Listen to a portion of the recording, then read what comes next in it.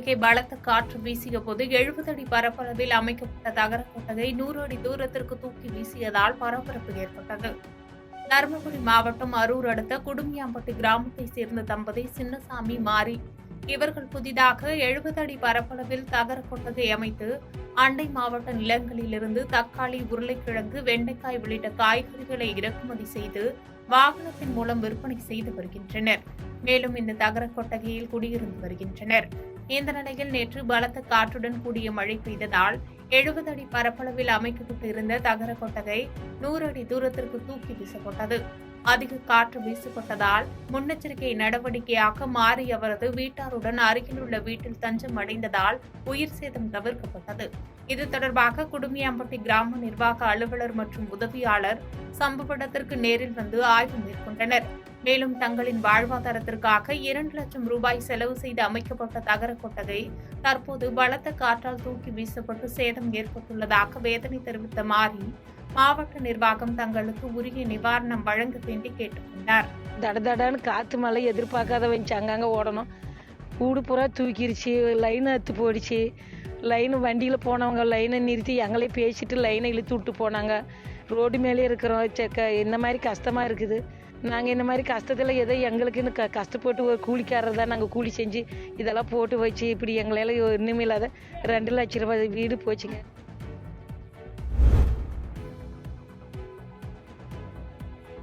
கூத்தாநல்லூரில் மழை வேண்டி இஸ்லாமியர்கள் கூட்டு தொழுகை செய்தனர்.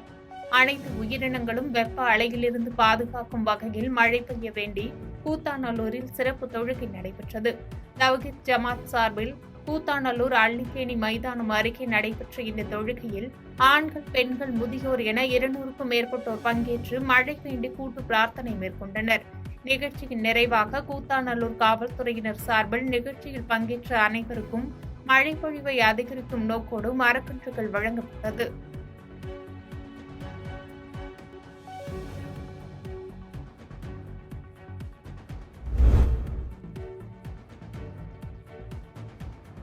மதுரை பைபாஸ் சாலை பொன்மேனி சந்திப்பு பகுதியில் கீழே சாயும் நிலையில் உள்ள மின்கம்பத்தால் வாகன ஓட்டிகள் உயிர் பயத்துடன் பயணிக்கும் நிலை ஏற்பட்டுள்ளது. மதுரை பைபாஸ் ரோடு பகுதியில் பொன்மேனி சந்திப்பு பகுதியில் சாலையின் நடுவே உள்ள மின்கம்பம் கீழே சாய்ந்து விழும் நிலையில் உள்ளது. இதுகுறித்து அந்த பகுதியை சேர்ந்தவர்கள் மின்வாரிய அதிகாரிகளிடம் புகார் அளித்தும் எவ்வித நடவடிக்கையும் எடுக்காமல் இருப்பதாக கூறுகின்றனர். மேலும் இப்பகுதியில் தினம்தோறும் லட்சக்கணக்கான வாகனங்கள் தொடர்ந்து பயணிக்கும் நிலையில் வாகனங்களின் மேல் இந்த மின்கம்பம் சாய்ந்தால் மிகப்பெரிய உயிர் சேதம் ஏற்படும் அபாயம் உள்ளது. எனவே மின்வாரிய அதிகாரிகள் காலம் கடத்தாமல் உடனடியாக ஆபத்தான நிலையில் உள்ள மின்கம்பத்தை மாற்ற நடவடிக்கை எடுக்க வேண்டும் என்று அப்பகுதி மக்கள் கோரிக்கை விடுத்துள்ளனர்.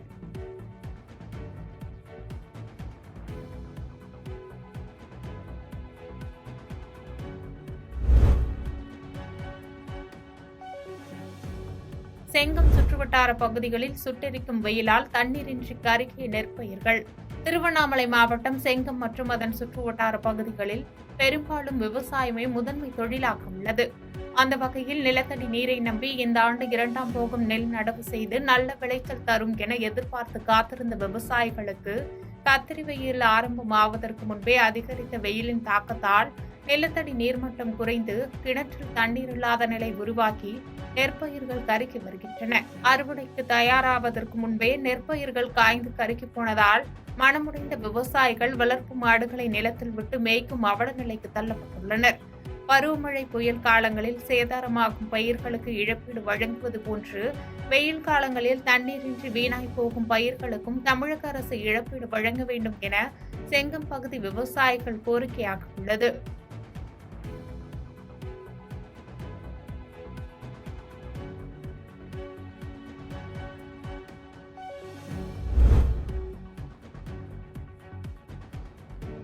தமிழகம் முழுவதும் அக்னி நட்சத்திரம் இன்று துவங்கிய நிலையில் காஞ்சிபுரம் அடுத்த களக்காட்டூர் ஸ்ரீ காமாட்சி உடனுறை அக்னீஸ்வரர் ஆலயத்தில் வெப்பத்தை தணித்து பொதுமக்கள் நலன் காக்க வேண்டி 108 இளநீர் அபிஷேகம் நடைபெற்றது.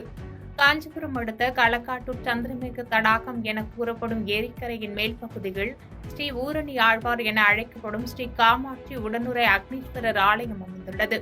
இந்நிலையில் பொதுமக்களின் நலன் கருதி வெப்பத்தை தணிக்கும் வகையில் வேண்டுதல் நிறைவேற்ற கோரி இத்திருக்கோயிலில் இன்று 108 இளநீர் அபிஷேகம் ஸ்ரீ அக்னீஸ்வரருக்கு 2 மணி நேரம் நடைபெற்றது. இதைத் தொடர்ந்து சிறப்பு மலர் அலங்காரத்தில் ஸ்ரீ அக்னீஸ்வரர் எழுந்தருள அனைவரும் நமச்சிவாய என கூறியும் சிவபாத்திய கோஷங்கள் ஒழிக்க சிறப்பு தீப ஆராதனை நடைபெற்றது. இதைத் தொடர்ந்து பக்தர்களுக்கு அன்ன பிரசாதங்கள் வழங்கப்பட்டது.